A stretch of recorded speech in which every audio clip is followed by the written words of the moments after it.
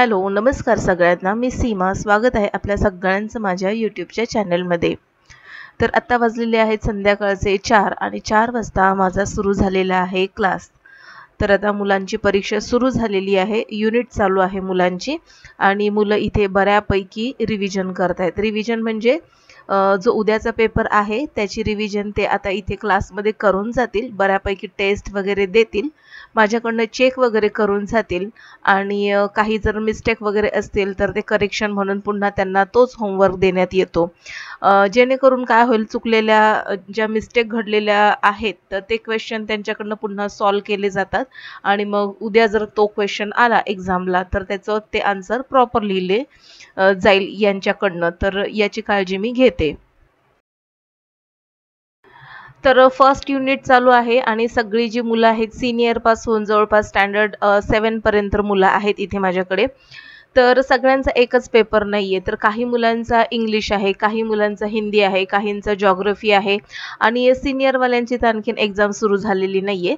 आणि ही जी colourful T शर्टवाली बसलेली ती इंटरनॅशनल स्कूलची आहे. तर तिची एक्झाम झालेली आहे. आता तिचं सेमिस्टरचं पोर्शन सुरू झालेलं आहे. तर बऱ्यापैकी मुलांनी छान अशी रिव्हिजन केली आणि करेक्शन करून घेतलं. जे चुकलं तर ते त्यांना होमवर्क म्हणून करायला सांगितलेलं आहे. म्हणजेच त्याची रिव्हिजन पुन्हा होईल आणि जर उद्या जर तो क्वेश्चन एक्झामला आला तर ते प्रॉपर आन्सर लिहू शकतील. तर इतकी सगळी तयारी मुलांकडनं करून घ्यावी लागते. बऱ्याचदा असं होतं की माझ्या रिलेटिव्हकडनं किंवा माझ्या मैत्रिणींकडनं असं ऐकायला येतं, अगं होम ट्युशनच तर आहे ना, घरातच आहे, बरं आहे, बाहेर जायची काही दगदग नाही, कोणाची बॉसिंग नाहीये, म्हणजे बॉसिंगगिरी नाहीये आणि तू मस्तपैकी स्वतःचं स्वतः हँडल करू शकतेस आणि खूप सोपं आहे गं, इतकं काही नाहीये तुझं कठीण काम, म्हणजे जास्त डोक्याला हेडेक होईल असं.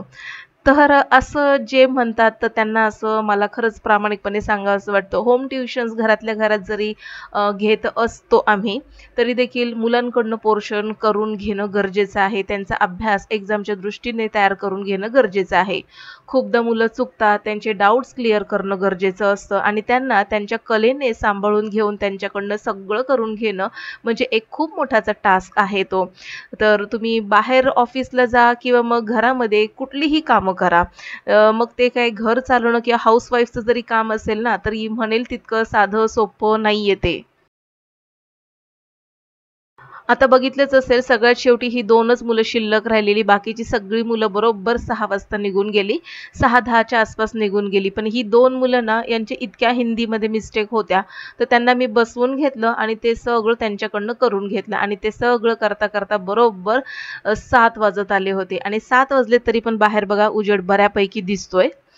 तर सगळी मुलं गेल्यानंतर सगळं आवरलं, झाड-लोट करून घेतली आणि खिडकीमध्ये जे कपडे सुकत घातलेली, जी बेडशीट धुतलेली ना, तर ती बऱ्यापैकी सुकली आहे. तर ती काढून घेतली. पण एक जे जॅकेट आहे बाहेर, तर ते काही थोडंसं असं मला वाटतंय की ते सुकलेलं नाही, तर त्याला मी तसंच ठेवलं. थकली आज भरपूर मी, कारण की दिवसभर काही ना काही कामं चालूच असतात. तुम्ही घरातून कुठलंही काम करा, होम ट्युशन्स घ्या किंवा तुमचा एखादा बिझनेस घरातून स्टार्ट करा किंवा काहीही कुठलेही कामं करा किंवा तुम्ही एक हाऊसवाईफ गृहिणी जरी असाल ना, तरी पण तितकंच हे काम जे आहे ते आपल्यासाठी महत्त्वपूर्ण असतं. प्रत्येक काम परफेक्ट होणं गरजेचं आहे. असं नाहीये की होम ट्युशन्स घेतोय, पॅरेंट्सला काय करणार आहे, कसंही जरी घेतलं तरी पण चालतंय, असं नसतं. कारण की मुलांच्या पर्सेंटवरून मुलांना किती येतंय हे देखील पॅरेंट्सला कळत असतं आणि आम्हाला देखील समजतं की मुलांकडनं किती करून घ्यायचंय. तर आज ना दुपारी अजिबातच मला झोपायला वेळ भेटला नव्हता. तर मग कंटिन्यू कामं करते मी सकाळी उठल्यापासून. तर असो माझ्यासारखीच बरीचशी महिला असतील, गृहिणी असतील, त्या करत असतील. तर संध्याकाळच्या वेळेस क्लास झाल्यानंतर थोडंसं चहा बिस्किट घेऊन मी आरामात माझ्यासाठी मी वेळ घालवला. कारण की मी तो जो वेळ असतो ना क्लास झाल्यानंतर माझ्याकडे जवळपास अर्धा तास असतो. तो वेळ ना मी जास्त कोणालाही देत नाही. तो फक्त वेळ मी माझ्या स्वतःसाठी राखून ठेवते.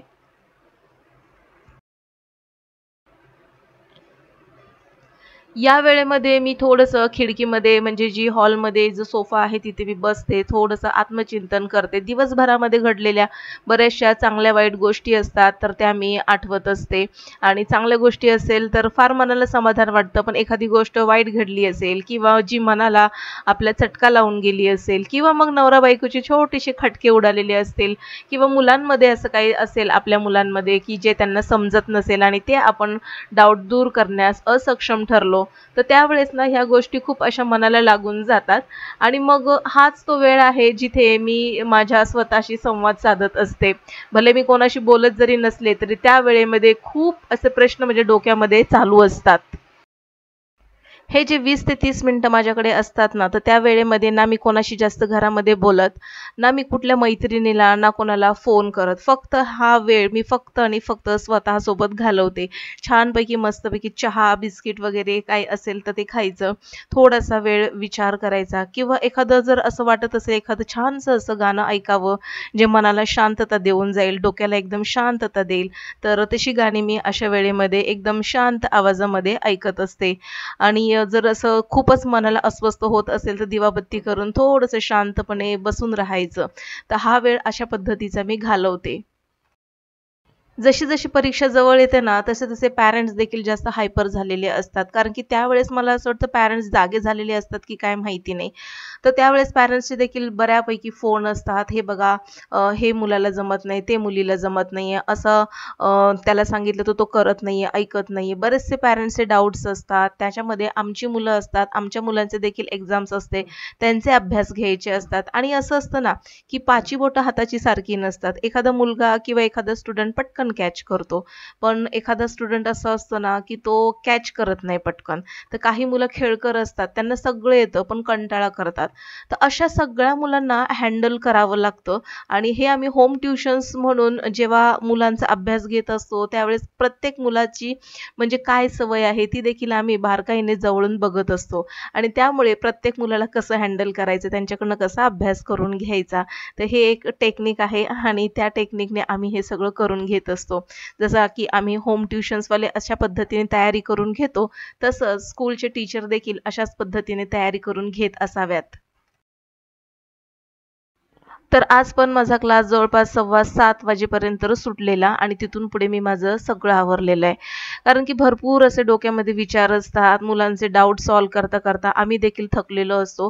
कारण की एरवी कसं असतं, पोर्शन कंप्लीट करण्याकडे आमचा भर असतो. पण एक्झाम सुरू झाल्या ना, की कंप्लीट केलेला पोर्शन परफेक्टपणे मुलांकडनं कसा करून घ्यायचा, कशा पद्धतीने मुलांकडनं आन्सर लर्न करून घ्यायचे, तर हे सगळं त्यांच्या कलेने आम्हाला करून घ्यावं लागतं. तर अशा पद्धतीने ना एक्झामचे दिवस असे आमचे जातात आणि मुलांचे तर जातच असणार आहेत कारण की त्यांना तर ते एक्झाम द्यायची असते.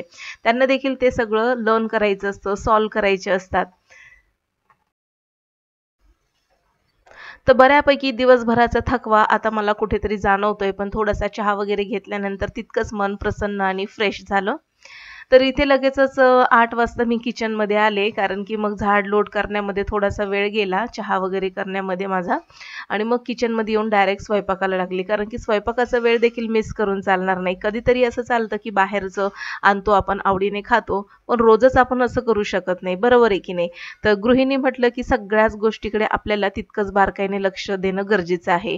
जसं की फॅमिली मेंबरच्या आहारापासनं, त्यांच्या तब्येतीपासून ते मुलांच्या अभ्यासापर्यंत ते स्वतःच्या मनस्थितीपर्यंत लक्ष ठेवणं हे खूप गरजेचं आहे.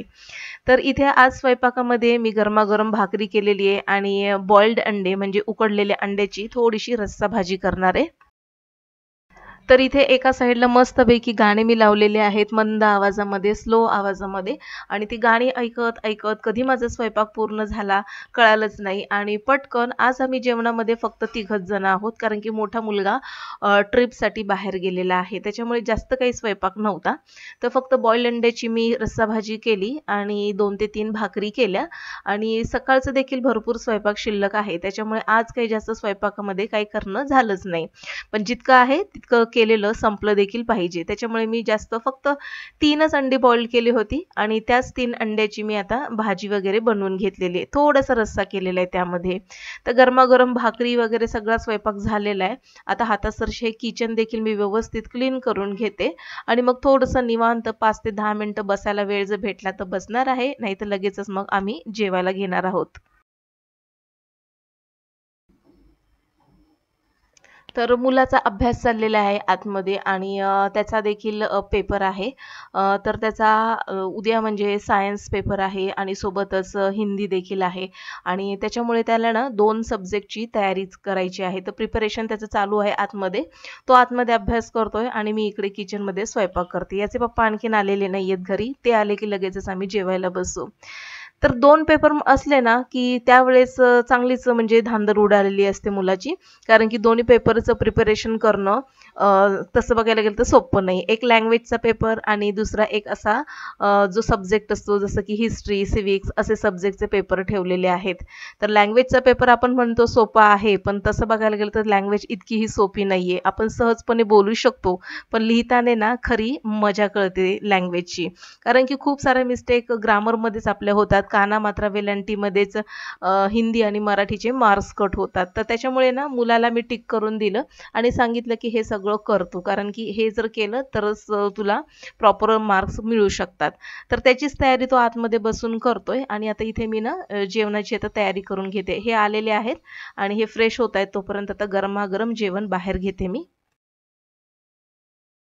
तर आजच्या जेवणामध्ये भाकरी आहेत, बॉइल्ड अंड्याची रस्सा भाजी आहे, थोडंसं सांबार आहे, सोबतच मेदूवडे जे होते ना, तर ते आहेत. हे दुपारचं आहे आणि फ्लावर, बटाटा, वाटाण्याची भाजी केलेली दुपारी ती देखील शिल्लक आहे.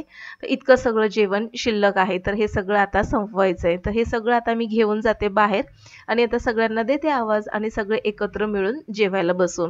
कसं असतं ना, की प्रत्येक वेळी आपण सगळे एकत्र बसून जेवू शकत नाही. कोणी बाहेर गेलेलं असतं, कोणी कॉलेजला असतं, कोणी क्लासला असतं. तर त्याच्यामुळे जेव्हा वेळ मला मिळतो ना एकत्र बसायचा, तर त्या वेळेस आम्ही एकत्र बसायचा प्रयत्न करतो.